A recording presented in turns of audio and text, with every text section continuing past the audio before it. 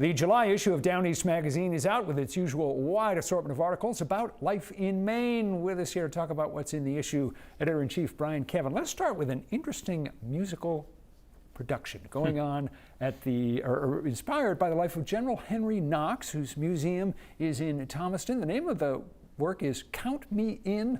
What's this all about, Brian? Henry Knox, not a household name necessarily, but then neither was Alexander Hamilton before Lin-Manuel Miranda came around. Yep. He is this Revolutionary War general, was instrumental in the founding of this country, and a grandmother and granddaughter duo in Thomaston, a couple of really nice folks, wrote this musical with some buy-in from the Watts Hall community players that's putting it on.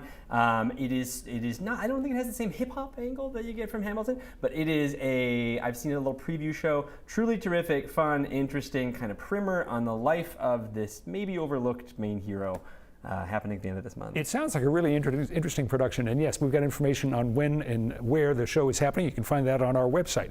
On to an article about what is a heartrending story in Maine that we're going to be hearing about for a long time. Farmers who spread fertilizer on their fields, fertilizer that had unknown to them PFAS in it, and the consequences are hard to imagine. This is a story that others have been reporting that, like you say, is just going to keep unfolding for years and years. But Kate Olson did a really nice overview, I think, if you're just coming to this story, of the manner in which these chemicals that are found in everything, you know, and that are increasingly found in us because they're very transmutable from one substance to another, are sort of wrecking the livelihoods of farmers in Maine specifically, where sludge was spread from waste operations in the 80s and 90s. And the way that the state is, you have to say, really proactively trying to respond to it right now. We're kind of ahead of the nation, and unfortunately I think a lot of other states are going to be having to catch up.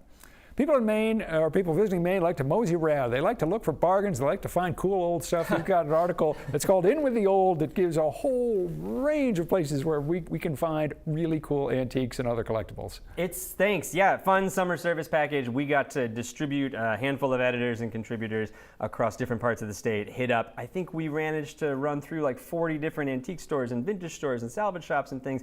I got to do a road trip with the boys. Down East was my assignment, from Ellsworth to Lubec. I think we hit 5 or 6 of them in a weekend and talked to some experts, you know, people in the field, designers and others in the sort of vintage world for their recommendations. If you want to buy some old stuff this summer, you could do worse than I hope you blew out the expense account while doing your research. I certainly did. Yeah. I have some neat records, lots of vinyl. I assume that on that same trip, while you were down east, you hit some of the roadside attractions, which are unique to that part of Maine, in an article called Down East Americana. We sent Ben Williamson. I got to scout it a little bit, but our staff photographer out to capture some of the mystique that we sort of were comparing it to, like Route 66, that classic old Americana vibe that I think is disappearing from a lot of even the blue highways, the B highways across the country, but still manages to hang on in Washington and Hancock counties. Yeah, and one last thing that you yourself will be participating in coming up this weekend, the Oyster Festival going on in Freeport. Yes, if people don't know about this weekend in Freeport, the first ever Maine Oyster Festival is going to have like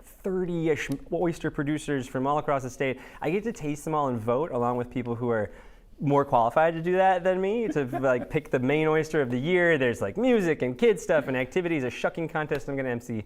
It's fun. What are you doing to prepare for your judicial duties? I'm fasting for several days, so I can eat 30 oysters in the span of 5 hours. I hope you show up with a black robe, maybe a powdered wig, so you have the proper gravitas.